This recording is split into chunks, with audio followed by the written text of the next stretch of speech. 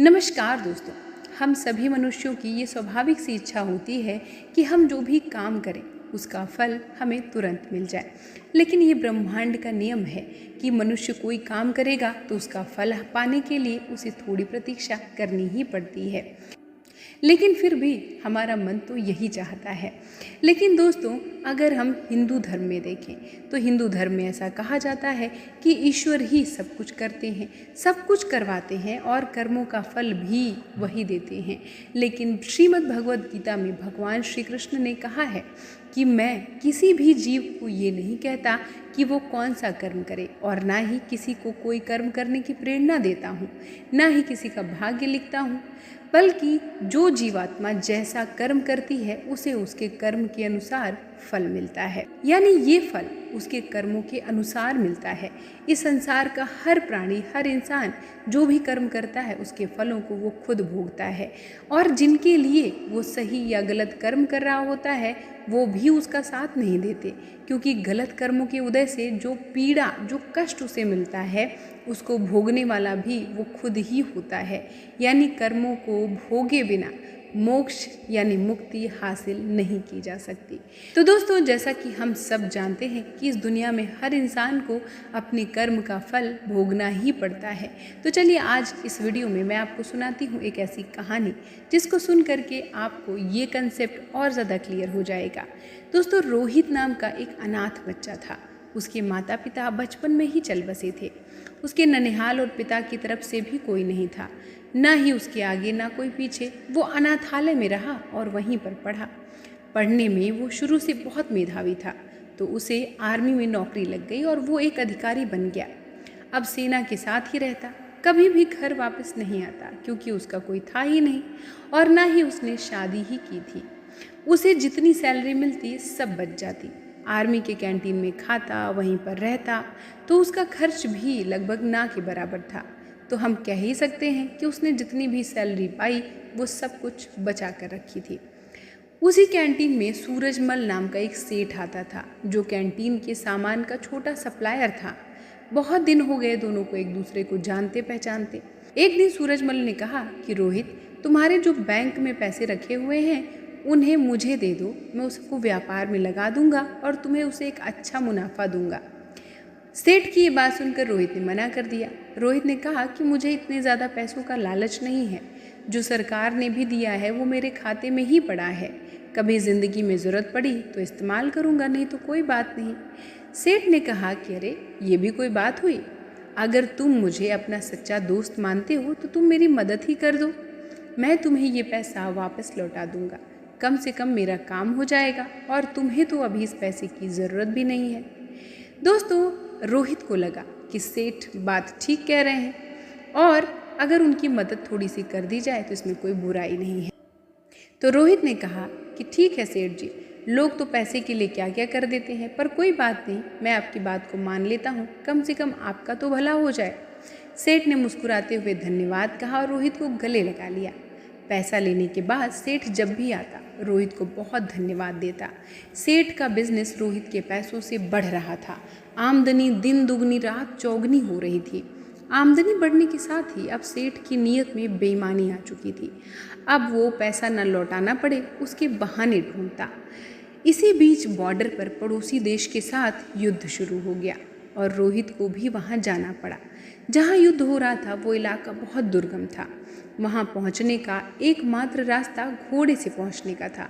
रोहित एक कुशल घुड़सवार था और उसे जो घोड़ी मिली वो बहुत ही बिगड़ैल थी। रोहित के पीठ पर बैठते ही सरपट दौड़ने लगी। रोहित उसे काबू में करने की जितनी कोशिश करता वो अपनी गति और तेज करती जाती। रोहित ने लगाम पूरी ताकत से खींची।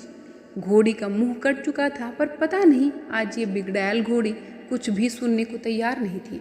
घोड़ी दौड़ते दौड़ते दुश्मन के खेमे के सामने जाकर खड़ी हो गई। रोहित दुश्मन की गोलियों का शिकार हो गया। सेठ बराबर आर्मी कैंट में जाता रहता था। उसे वहां पता चला कि रोहित युद्ध में वीर गति को प्राप्त हुआ। सेठ ने जब ये बात सुनी तो वहां पर उसने ये दिखाया कि उसे इस बात को सुनकर काफ़ी दुख हुआ, लेकिन जैसे ही वो कैंटीन से बाहर आया उसकी खुशी का ठिकाना नहीं रहा।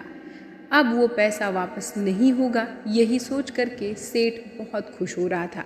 सेठ का व्यापार दिन दोगुनी रात चौगुनी तरक्की कर रहा था। कुछ दिनों के बाद सेठ की पत्नी माँ बनी और सेठ एक सुंदर बच्चे का पिता बना। सेठ का जीवन का ये सबसे बेहतरीन समय चल रहा था। लेकिन दोस्तों, समय बीतते देर नहीं लगती। सेठ का बेटा अमर, जो अब बड़ा हो गया था और अब सेठ के साथ मिलकर व्यापार करता था, अमर विवाह के योग्य हो गया था। अच्छे घर की सुशील कन्या देखकर अमर की शादी हो गई। अब सेठ कहता कि कुछ दिन और की बात है, बेटा बड़ा हो जाएगा तो व्यापार संभालेगा। मेरी ज़िंदगी सफल हो गई, मुझे और क्या चाहिए। लेकिन दोस्तों, अमर की शादी हुए मुश्किल से 2 महीने हुए थे। अमर सड़क पार कर रहा था, उसे अचानक से चक्कर आया और वो गिर गया। लोग उसे उठाकर हॉस्पिटल पहुंचाए। उसके ब्रेन का एमआरआई और अन्य टेस्ट हुए तो पता चला कि अमर को ब्रेन कैंसर है। सेठ ने डॉक्टर से कहा कि पैसे की चिंता मत करिए, आप इलाज करिए। डॉक्टर और हॉस्पिटल बदलते गए पर अमर की हालत दिन प्रतिदिन बिगड़ती चली गई। सेठ अब व्यापार पे ध्यान नहीं दे पा रहा था। उसके कस्टमर छूटते जा रहे थे, हॉस्पिटल का बिल बढ़ता जा रहा था और अब सेठ पर बहुत कर्ज हो चुका था। सेठ परेशान था और अमर को डॉक्टर ने जवाब दे दिया। सेठ भी हर उम्मीद हार चुका था, बस किसी चमत्कार की आशा में बैठा था और चमत्कार तो हुआ ही नहीं। पर अमर अब इस दुनिया में नहीं रहा। महीनों जिंदगी की जंग लड़ने के बाद अमर हार चुका था। सेठ के घर में हाहाकार मच गया। सेठ, सेठानी, अमर की पत्नी सब रो रहे थे। यहाँ तक कि घर के नौकरों का भी रो रो कर बुरा हाल था। एक साधु उधर से गुजर रहे थे। उन्होंने करुण क्रंदन सुना तो रुक गए और वहाँ जाकर उन्होंने कहा कि रोने से कुछ नहीं होगा, जो होना था वो हो गया। सेठ गुस्से में बोला, साधु जी, ये मेरे साथ ही क्यों? मैंने किसी का क्या बिगाड़ा है? साधु ने कहा कि सब कर्मों का फल है और यहीं पर चुका कर जाना होता है। आज तो तुम बहुत रो रहे थे, लेकिन कल तुम बहुत हंस रहे थे। सेठ ने पूछा, मैं कुछ समझा नहीं महाराज। साधु ने कहा कि तुमने अपने व्यापार के लिए जो उधार पैसे लिए थे, जब व्यापार चल पड़ा तो जिसके पैसे थे उसे लौटाए नहीं। सेठ ने कहा कि नहीं नहीं, ये गलत बात है, वो तो मर गया था तो किसे लौटाता। साधु ने कहा, नहीं, तुम झूठ बोल रहे हो। तुम उसके मरने के समाचार पे कितना खुश हुए थे, ये भूल गए हो। उस दिन तुमने मिठाई बांटी थी। क्या मिठाई बांटना सही था? तुम उसके पैसे को सरकार को या अनाथालय को या किसी ज़रूरतमंद को दे सकते थे, पर तुमने नहीं दिया। तुम्हारी नीयत में खोट था। सेठ शर्मिंदा था। आज सेठ वहीं पर खड़ा था जहाँ पर आज से 20 साल पहले खड़ा था। आज ना तो पैसे थे, ना व्यापार, ना ही बेटा, और ढेर सारा कर्ज ऊपर से था। साधु ने कहा कि ये तुम्हारा पुत्र वही लड़का रोहित था। ये अपना हिसाब करने आया था, हिसाब कर लिया और चला गया। जितना उसने तुम्हें दिया था सूद सहित वापस ले लिया। तुमने उसकी शिक्षा, शादी, हॉस्पिटल सब पर खूब खर्च किया। जब वो गया तो तुम्हें भिखारी बना कर गया। सेठ ने सुबकते हुए कहा कि साधु जी, मैंने मान लिया कि मेरी गलती थी, लेकिन इस बेटी की क्या गलती थी? इससे तो सिर्फ 2 महीने की शादी हुई थी।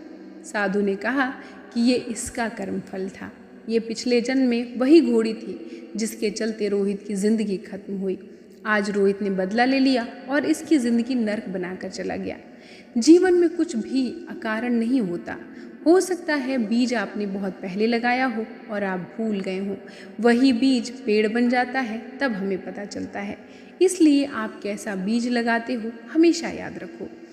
प्रकृति हिसाब करती है, आप याद रखें या ना रखें, प्रकृति हमेशा याद रखती है। दोस्तों, साधु जी की ये सब बातें सुनकर सेठ निरुत्तर, हताश, घर की सीढ़ी पर बैठा अपने कर्मों को कोस रहा था और सभी को बस ये शिक्षा दे रहा था कि हमेशा अपने कर्मों पर ध्यान दें, क्योंकि ऊपर वाले की लाठी में आवाज़ तो नहीं होती, लेकिन वो असर पूरा करती है।